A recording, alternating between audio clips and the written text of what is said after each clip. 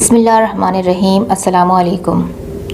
ہمارے پیارے نبی حضرت محمد صلی اللہ علیہ وسلم نے قیامت کی بہت ساری نشانیوں کا ذکر فرمایا ہے، اور ہماری آج کی ویڈیو بھی اسی نشانیوں میں سے ایک نشانی کے متعلق ہے، بلکہ اس نشانی کے بارے میں جاننا ہر مسلمان کے لیے ضروری ہے، اور اس نشانی کا تعلق آج کے دور میں ظاہر ہونے والی مختلف آفات سے بھی ہے۔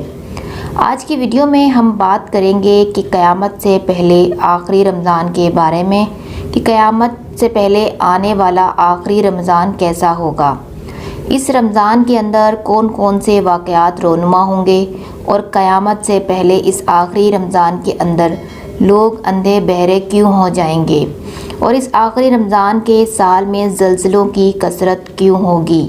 کیا آج کے دور میں آنے والے زلزلے کہیں قیامت کی نشانی تو نہیں؟ تو یہ سب جاننے کے لیے ویڈیو کو ایک بار آخر تک ضرور سنیے گا، اور اگر آپ اس قسم کی معلوماتی ویڈیو جاننا چاہتے ہیں تو ہمارے چینل کو سبسکرائب کر کے بیل نوٹیفیکیشن کو آن کر دیجیے گا۔ تو بات کرتے ہیں آج کے موضوع پر۔ قرآن پاک اور احادیث مبارکہ سے مکمل تحقیق کے بعد یہ بات بیان کی جا رہی ہے، بلکہ غیر مسلم سائنسدانوں نے بھی اس بات کو تسلیم کیا ہے کہ دنیا کا بننا اور قیامت کا قائم ہونا ایک ایسی تلخ حقیقت ہے کہ جس کو دنیا سے محبت کرنے والا انسان کبھی ماننا نہیں چاہتا، لیکن اللہ تعالیٰ نے جس طرح اس کائنات کو تخلیق فرمایا ہے، اسی طرح اللہ کے حکم سے کائنات فنا ہو کر رہے گی، اور ہر چیز اپنے انجام کو پہنچے گی، اور ہر انسان نے اپنے اپنے اعمال کا بدلہ قیامت کے دن لینا ہے۔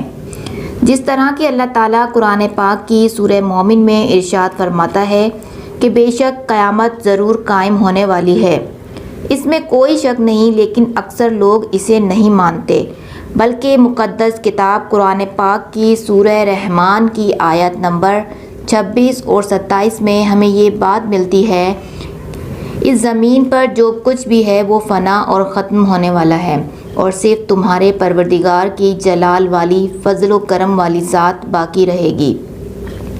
قیامت کب قائم ہوگی؟ اس سوال کے بارے میں مختلف سائنسدان مختلف قسم کے نظریات پیش کرتے ہیں۔ کوئی سائنسدان یہ کہتا ہے کہ سورج کا ایندھن ختم ہونے کی وجہ سے زمین پر قیامت برپا ہو جائے گی، اور کوئی سائنسدان یہ دعویٰ کرتا ہے کہ بلیک ہول کی وجہ سے زندگی کا خاتمہ ہوگا اور قیامت قائم ہوگی۔ لیکن یہ بات تو طے ہے کہ جس کام کی ابتدا ہوئی ہے اس کام کا اختتام بھی ہونا ہے۔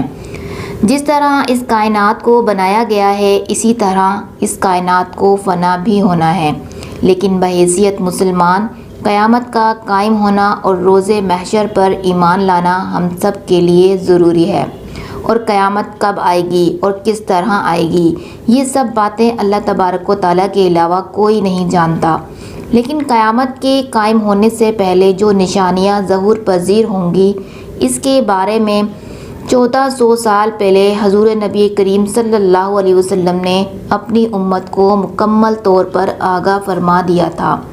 قیامت کی وہ نشانیاں جو حضور صلی اللہ علیہ وسلم نے اپنی امت کو بتائیں وہ اپنے زمانے کے اعتبار سے 3 درجات رکھتی ہیں، جن میں سے پہلا درجہ علامت بعیدہ کا ہے جو ان علامات پر مشتمل ہے جو کہ قیامت سے پہلے ظاہر ہو جائیں گی، اور دوسرا درجہ علامت متوسطہ یا علامت صغریٰ کہلاتا ہے، اور تیسرا درجہ علامت قریب کہلاتا ہے۔ یہ وہ نشانیاں ہوں گی جو قیامت کے بالکل قریب ظاہر ہوں گی، اور جس پر یہ بات بالکل واضح طور پر ظاہر ہو جائے گی کہ اب قیامت بالکل قریب آ چکی ہے، اور قیامت سے پہلے آنے والا آخری رمضان انہی نشانیوں میں سے ایک نشانی ہے۔ حضرت انس رضی اللہ تعالیٰ عنہ بیان فرماتے ہیں کہ رسول اللہ صلی اللہ علیہ وسلم نے ارشاد فرمایا کہ قیامت قائم نہ ہوگی جب تک زمانے آپس میں قریب نہ ہو جائیں، سال مہینے کے برابر ہو جائیں گے، اور مہینے ہفتے کے برابر، اور ہفتہ دن کے برابر، اور دن گھنٹوں کے برابر ہو جائے گا، اور ایک گھنٹہ ایک چنگاری کی طرح ہو جائے گا جو چمک کر فوراً بجھ جاتی ہے۔ نبی کریم صلی اللہ علیہ وسلم نے آنے والے آخری رمضان کے بارے میں ارشاد فرمایا کہ یہ رمضان المبارک انسانوں پر آنے والا آخری رمضان ہوگا، جس کے بعد یہ پاک اور بابرکت مہینہ کبھی نہیں آئے گا، اور اس آخری رمضان کے بعد یہ زمین اور اس پر بسنے والی تمام تر مخلوقات 1 سال کے عرصے کے اندر اندر ختم کر دی جائیں گی۔ حضرت نعیم بن عماد رضی اللہ تعالیٰ عنہ روایت کرتے ہیں کہ رسول اللہ صلی اللہ علیہ وسلم نے ارشاد فرمایا کہ قیامت سے قبل ایک ایسا رمضان آئے گا جس میں عوام الناس کو ایک ایسی زوردار آواز سنائی دے گی۔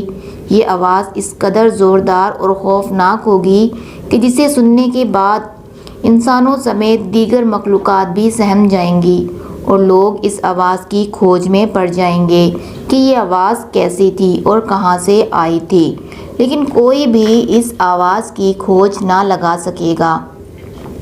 تو جس رمضان ایسی آواز سنائی دے کہ جس کی کھوج نہ لگائے جا سکے، اس کے بعد 1 سال کا رزق اپنے گھروں میں جمع کر لینا، کیونکہ اس کے بعد دنیا سے رزق اٹھا لیا جائے گا۔ یہ رمضان المبارک امام مہدی کے دور سے پہلے آئے گا۔ اس رمضان المبارک کے بعد حضرت امام مہدی کا ظہور ہوگا۔ اس رمضان المبارک میں سورج گرہن ہوگا اور آسمان پر ستاروں کی مانند کوئی چیز روشن ہوگی، اور اس رمضان المبارک میں ملک شام میں مسلمانوں کا قتل عام کیا جائے گا۔ اور جب رسول اللہ صلی اللہ علیہ وسلم نے یہ ارشاد فرمایا کہ اس رمضان کے اندر ایک زوردار اور زبردست آواز آئے گی، تو صحابہ کرام رضی اللہ تعالیٰ عنہ نے حضور صلی اللہ علیہ وسلم سے پوچھا کہ یا رسول اللہ، یہ آواز رمضان المبارک کے اول حصے میں ہوگی یا پھر درمیانی حصے میں یا پھر آخر میں ہوگی؟ تو حضور پاک صلی اللہ علیہ وسلم نے ارشاد فرمایا، جب نصف رمضان میں جمعے کی رات ہوگی تو آسمان سے ایک زوردار آواز آئے گی جس سے 70,000 لوگ بے ہوش ہو جائیں گے، اور اس زوردار چیز کی آواز سن کر 70,000 لوگ اندھے ہو جائیں گے اور 70,000 لوگ بہرے ہو جائیں گے، اور ایک روایت کے مطابق 70,000 لوگ راستہ بھٹک جائیں گے، اور 70,000 لڑکیوں کی بکارت زائل ہو جائے گی۔ تو صحابہ کرام نے حضور پاک صلی اللہ علیہ وسلم سے دریافت کیا کہ یا رسول اللہ، اس وقت آپ کی امت میں سے کون محفوظ رہے گا؟ تو رسول اللہ صلی اللہ علیہ وسلم نے ارشاد فرمایا کہ جو اس وقت اپنے گھر میں رہے اور سجدوں میں گر جائے اور اللہ سے پناہ مانگے اور زور زور سے تکبیریں کرے۔ بلکہ یہ روایت بھی بیان ہوئی ہے کہ رمضان المبارک میں ایک چیخ سنائی دے گی، اور شوال المکرم میں شور شرابہ ہوگا، اور ذیقعد میں مہینے میں بغاوت ہوگی، اور ذی الحجہ میں خون خرابہ ہوگا، اور محرم کا مہینہ تو کیا ہی مہینہ ہوگا۔ صحابہ رضی اللہ تعالیٰ عنہ نے پوچھا یا رسول اللہ، یہ چیخ کیسی ہوگی؟ تو نبی کریم صلی اللہ علیہ وسلم نے ارشاد فرمایا کہ رمضان المبارک جمعے کی رات کو دھماکہ ہوگا جو سونے والوں کو بیدار کر دے گا اور کھڑے ہونے والوں کو بٹھا دے گا، اور شریف زادیاں اپنی خلوت گاہوں سے باہر نکل آئیں گی۔ اس سال سے زلزلوں کی کثرت ہوگی۔ جب تم جمعے کے دن فجر کی نماز پڑھ لو تو اپنے اپنے گھروں میں داخل ہو کر دروازے اور کھڑکیاں بند کر لینا، اور اپنی چادریں اوڑھ لینا، اور اپنے کان بند کر لینا، اور جب تمہیں اس چیز کا احساس ہو تو اللہ تعالیٰ کی بارگاہ میں سجدے میں گر جانا اور اللہ کی یہ تسبیح پڑھنا، جس کا ترجمہ یہ ہے، پاک ہے وہ ذات جو تمام نقائص سے پاک ہے، تو وہ نجات پائے گا، اور جو ایسا نہیں کرے گا وہ ہلاک ہو جائے گا۔